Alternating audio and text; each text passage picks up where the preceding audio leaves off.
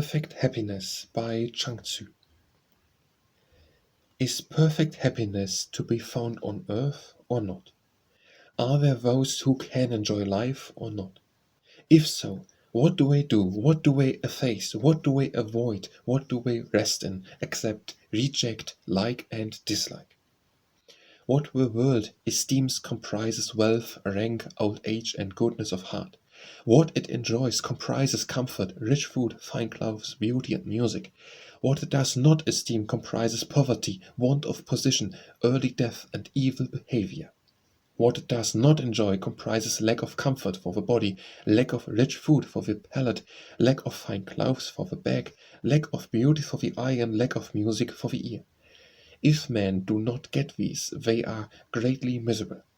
Yet from the point of view of our physical frame, this is folly. Wealthy people who toil and moil, putting together more money than they can possibly use, from the point of view of our physical frame, is not this going beyond the mark? Officials of rank who turn night into day in their endeavors to compass the best ends, from the point of view of our physical frame, is not this divergence? Man is born to sorrow, and what misery is theirs whose old age will delude faculties only means prolonged sorrow. From the point of view of our physical frame, this is going far astray. Patriots are in the world's opinion admittedly good, yet their goodness does not enable them to enjoy life. And so I know not whether theirs is veritable goodness or not.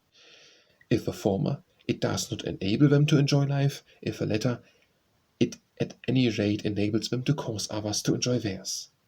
It has been said, if your loyal counsels are not attended to, depart quietly without resistance.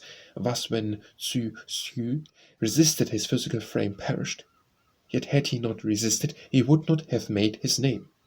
Is there then really such a thing as this goodness or not? As to what the world does and the way in which people are happy now, I know not whether such happiness be real happiness or not.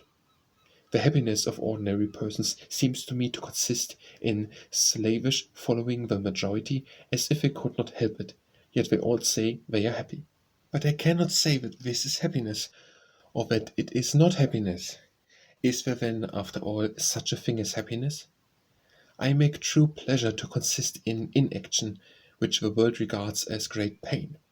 Thus it has been said, perfect happiness is the absence of happiness. Perfect renown is the absence of renown. Now in this sublunary world of ours it is impossible to assign positive and negative absolutely. Nevertheless, in inaction they can be so assigned. Perfect happiness and preservation of life are to be sought for only in inaction. Let us consider. Heaven does nothing, yet it is clear. Earth does nothing, yet it enjoys repose. From the inaction of these two produced all the modifications of things. How vast, how infinite is inaction, yet without source; how infinite, how vast, yet without form. The endless varieties of things around us all spring from inaction. Therefore it has been said, heaven and earth do nothing, yet there is nothing which they do not accomplish. But among men, who can attain to inaction? When Chuang Tzu's wife died, Hui Tzu went to condole. He found the widower sitting on the ground, singing, with his legs spread out at a right angle and beating time on a bowl. To life with your wife, exclaimed Hui Tzu, and see your eldest son grow up to be a man, and then not to shed a tear over her corpse. This would be bad enough, but to drum on a bowl and sing, surely this is going too far. Not at all, replied Chuang Tzu. When she died, I could not help being affected by her death. Soon, however, I remembered that she had already existed in a previous state before birth, without form or even substance, that while in that unconditioned condition substance was added to spirit, that this substance then assumed form, and that the next stage was birth. And now, by virtue of a further change, she is dead, passing from one phase to another like the sequence of spring, summer, autumn, and winter. And while she is thus lying asleep in eternity, for me to go about weeping and wailing would be to proclaim myself ignorant of these natural laws. Therefore I will train a hunchback. A hunchback and a one-legged man were looking at the tombs of departed heroes on the Kunlun mountains where the Yellow Emperor rests. Suddenly, ulcers broke out upon their left elbows of a very loathsome description. Do you loathe this? Asked the hunchback. Not I, replied the other. Why should I? Life's a loan with which the borer does but add more dust and dirt to the sum total of existence. Life and death are as day and night, and while you and I stand gazing at the evidences of mortality around us, if the same mortality overtakes me, why should I love it? Chuang Tzu one day saw an empty skull, bleached but still preserving its shape. Striking it with his riding whip, he said, "Wert for once some ambitious citizen whose inordinate yearnings brought him to this pass? Some statesman who plunged his country in ruin and perished in the fray? Some wretch who left behind him a legacy of shame? Some beggar who died in the pangs of hunger and cold? Or didst thou reach the state by the natural course of old age?" When he had finished speaking, he took the skull and placed it under his head as a pillow, went to sleep. In the night, he dreamt that the skull appeared to him and said, "You speak well, sir, but all you say has reference to the life of mortals and to mortal troubles. In death there are none of these. Would you like to hear about death?" Chuang Tzu having replied in the affirmative, the skull began, "In death there is no sovereign above and no subject below. The workings of the four seasons are unknown. Our existences are bounded only by eternity. The happiness of a king among men cannot exceed that which we enjoy." Chuang Tzu, however, was not convinced and said, "Were I to prevail upon God to allow your body to be born again and your bones and flesh to be renewed, so that you could return to your parents, to your wife, and to the friends of your youth, would you be willing?" At this, the skull opened its eyes wide and knitted its brows and said, "How should I cast aside happiness greater than that of the king and mingle once again in the toils and troubles of mortality?" When Yen Yuan went eastward to the Shi state, Confucius was sad. Tzu Kung arose and said, "Is it, sir, because Hui has gone east to Chi that you are sad?" "Good question," replied Confucius. "There's a saying by Chuang, of old which I highly esteem. Small bags won't hold big things. Short ropes won't reach down deep wells. Thus, destiny is a pre-arrangement just as form has its limitations.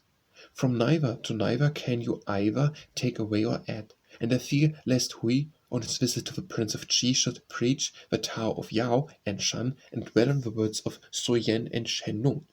The Prince will then search within himself, but will not find. And not finding, he will doubt, and when a man doubts, he will kill. Besides, have you not heard that of old, when a sea-bird alighted outside the capital of Lu, the prince went out to receive it and gave it wine in the temple and had the Xiu Shao played to amuse it and the bullock slaughtered to feed it? But the bird was dazed and too timid to eat or drink anything, and in 3 days it was dead. This was treating the bird like oneself, and not as a bird would treat a bird. Had he treated it as a bird would have treated a bird, he would have put it to roost in a deep forest, to wander over a plain, to swim in a river or lake, to feed upon fish, to fly in order, and to settle leisurely. When the bird was already terrified at human voices, fancy adding music. Play the xianxi or the xiu shao in the wilds of Tung Ting, and birds will fly away, beasts will take themselves off, and fishes will dive down below. But men will collect to hear.